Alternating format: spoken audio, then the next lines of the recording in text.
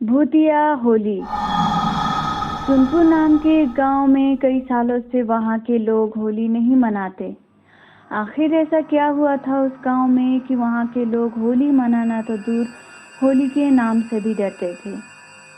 इतना अच्छा रंगों भरा त्योहार आखिर उस गांव के लिए शापित क्यों हो गया था? आइए जानते हैं आगे की कहानी भूतिया होली पर। जंगल के रास्ते होते हुए दो बच्चे अपने नानी के गांव सुनपुर में होली की छुट्टियां मनाने जा रहे होते, लेकिन उन्हें इस गांव के शापित होने के बारे में कुछ मालूम नहीं होता है। भैया, मैं बहुत थक गई हूँ, थोड़ी देर रुकते हैं ना? अरे नहीं नहीं मीना, जंगल का रास्ता है, हमें देर हो जाएगी। बस थोड़ी देर रुकते हैं ना भैया, मैं बहुत थक गई हूँ। अच्छा अच्छा ठीक है, थोड़ी देर यहीं आराम करते हैं।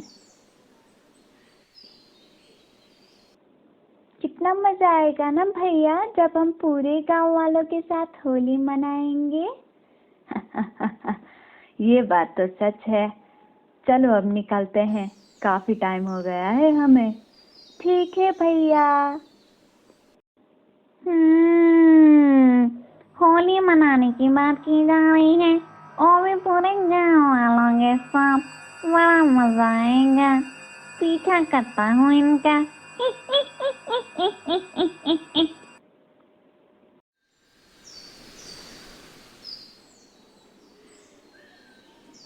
क्या हुआ मीना, ऐसे अचानक चलते चलते रुक क्यों गए?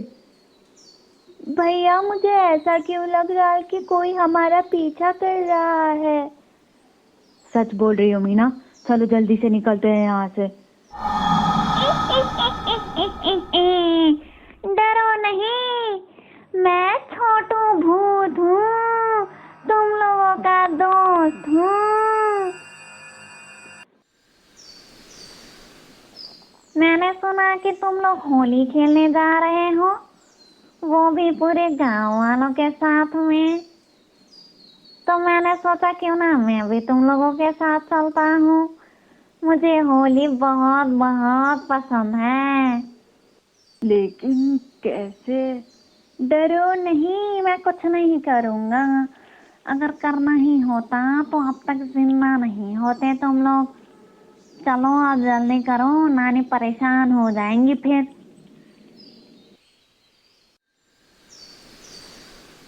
शाम होने से पहले तीनों अपने गांव अच्छे से पहुंच जाते हैं।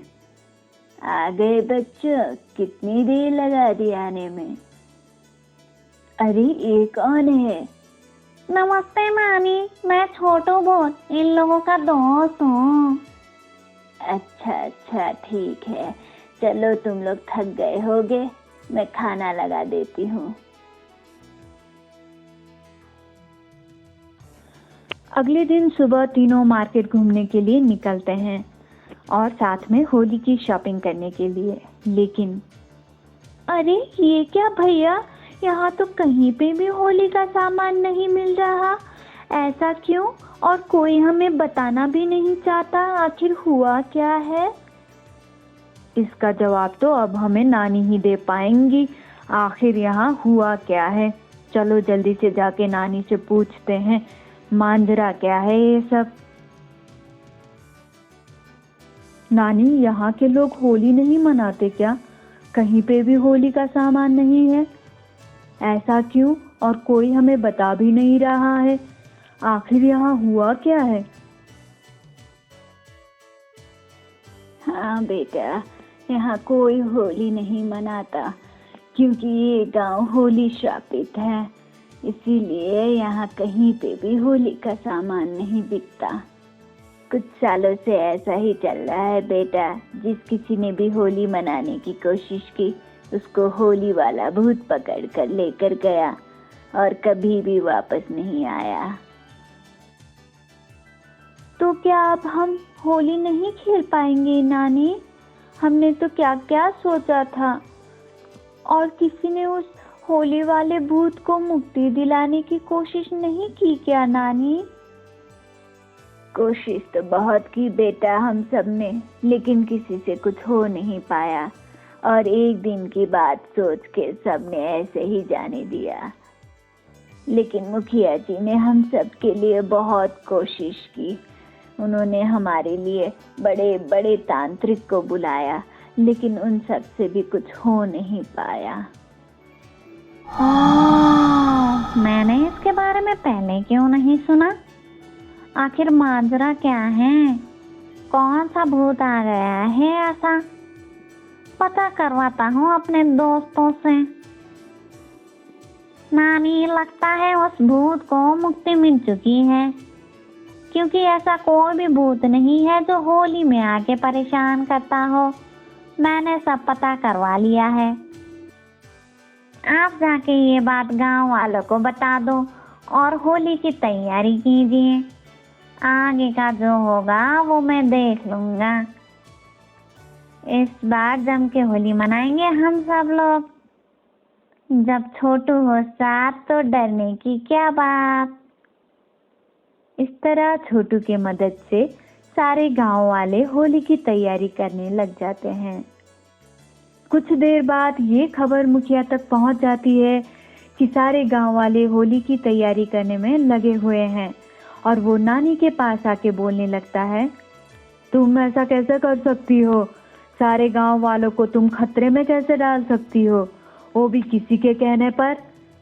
अगर यहाँ किसी को भी कुछ हुआ तो इसकी जिम्मेदार सिर्फ और सिर्फ तुम ही होगी। तुम्हें सजाए मौत मिलेगी। इतना कह के मुखिया वहां से चला जाता है। ओ,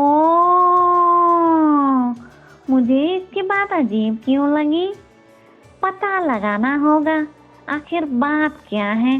चलो नजर रखता हूँ इसके ऊपर। उधर मुखिया अपने आदमी से कुछ बात कर रहा होता। मैं अब होली तक इंतजार नहीं कर सकता। तुम उन दोनों बच्चों को उठा के मरवा दो और इसका इल्जाम उस बुढ़िया पे लगा देंगे हम, और इस तरह सांप भी मरेगा और लाठी भी नहीं टूटेगी। उस बुढ़िया की ऐसी हालत देखकर कोई भी गांव वाला आगे से होली मनाना तो दूर, होली के नाम से भी कांप उठेगा। मैं नहीं चाहता कि यहाँ के गांव वाले होली की खुशियां मनाएं। मुखिया की सारी बातें बच्चे सुन लेते हैं और वो घबराते हुए नानी के पास जाके सब कुछ सच बता देते हैं, और उधर छोटू मुखिया और उसके आदमी का सच निकालने में लग जाता है। उन दोनों को गांव वालों के सामने उल्टा लटका के उनसे सच बुलवाता है। हाँ, मैंने ही किया है ये सब। मैं नहीं चाहता कि यहाँ कोई भी होली की खुशियाँ मनाए। मैंने ही भूत का नाटक रचवाया, मैंने ही सब कुछ करवाया, मैंने ही सबको मरवाया, क्योंकि मेरे बेटे के मौत पर मैं नहीं चाहता कि ये लोग यहाँ खुशियाँ मनाए। और आज भी मैं यही करने वाला था, इन दोनों बच्चों को मरवा के सारा इल्जाम इस बुढ़िया के ऊपर लगा के इन गांव वालों के सर से हमेशा हमेशा के लिए होली का नाम और निशान मिटाना चाहता था, लेकिन तूने ऐसा होने नहीं दिया। इस तरह छोटू के मदद से सारे गांव वालों को मुखिया के अपराध से मुक्ति मिलती है, और अगले दिन सारा गांव छोटू और उसके बिरादरी के दोस्त के साथ जम के होली मनाता है। हैप्पी होली सब लोगों को, हैप्पी होली।